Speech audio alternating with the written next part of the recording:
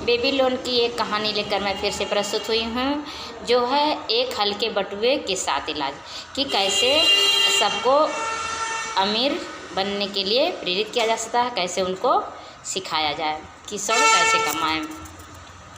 Babylon की गरिमा बरकरार है। युगों के बाद भी सबसे बेहतरीन खजानों से भरे एक अत्यंत समृद्ध शहर के रूप में उसकी प्रतिष्ठा आज भी वैसी ही है, लेकिन ये हमेशा ऐसा नहीं था। बेबीलोन की समृद्धि और इसके लोगों की बुद्धिमानी का परिणाम है।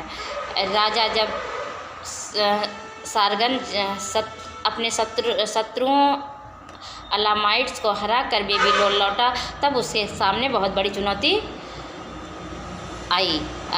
चांसलर ने कुछ समस्याओं को बताया। हमारे लोगों के पास कई सालों की तक समृद्धि रही, क्योंकि महाराज ने सिंचाई के लिए बड़े नहर और देवताओं के बड़े मंदिर बनाए, लेकिन इन कामों को पूरा हो जाने के बाद लोगों के पास जीवन यापन का कोई जरिया नहीं है बचा। मज़दूरों के पास रोज़गार नहीं है, व्यापारियों के पास ग्राहक की कमी है, किसान अपना सामान नहीं बेच सकते हैं, लोगों के पास भोजन खरीदने के लिए पर्याप्त स्वर्ण नहीं है।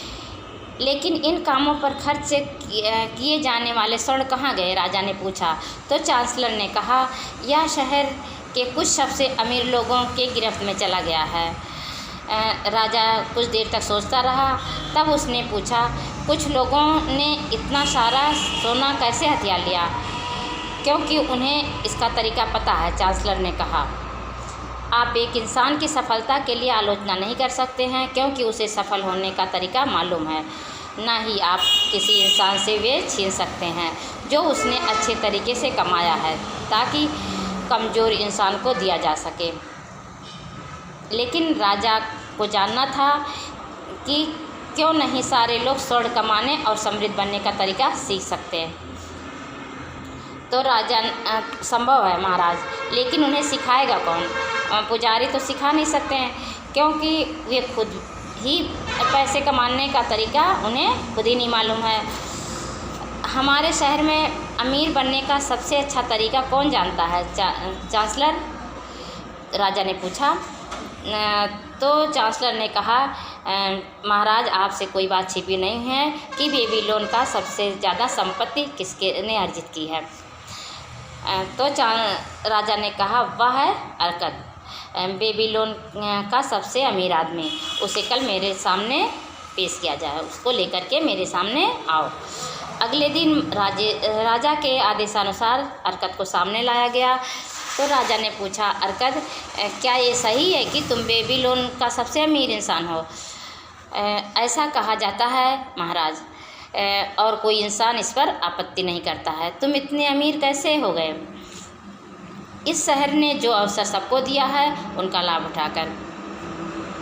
अर्कद राजा बोलता गया, हमारा शहर बहुत बुरी अवस्था में है, क्योंकि कुछ ही लोग धन कमाना जानते हैं और उन्होंने इसे अपने एकाधिकार में कर लिया है, जबकि जनता ये नहीं जानती कि कमाए गए स्वर्ण का एक हिस्सा अपने पास कैसे रखा जाए।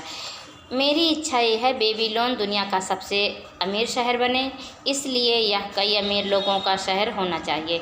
इसलिए हमें सभी लोगों को सिखाना चाहिए कि संपत्ति कैसे कमाई जाए। अर्कद, मुझे बताओ कि क्या पैसा कमाने का कोई रहस्य है? क्या ये सिखाया जा सकता है? यह व्यवहारिक है महाराज। जो एक इंसान जानता है वह दूसरों को सिखा भी सकता है। राजा की आंखों में चमक उठी। अर्कद, तुमने वह कहा जो मैं सुनना चाहता था। क्या तुम इस महान काम में साथ दोगे? क्या तुम अपना ज्ञान कुछ शिक्षकों को सिखाओगे जो इसे दूसरों को सिखाएंगे, जब तक मेरे राज्य का हर इंसान इसे सीख ना ले? अर्कद ने झुककर सलाम किया और कहा, मैं आपका सामान्य नौकर हूँ। जो भी ज्ञान मुझे है वह मैं खुशी खुशी राजा की प्रतिष्ठा के लिए लोगों को दूंगा। कृपया आप चांसलर से कहें वह 100 लोगों की कक्षा बनाए, जिसे मैं वे 7 इलाज सिखाऊंगा जिन्होंने मेरे बटुए को भारी किया, ताकि बेबीलोन में एक भी बटुआ खाली ना रहे।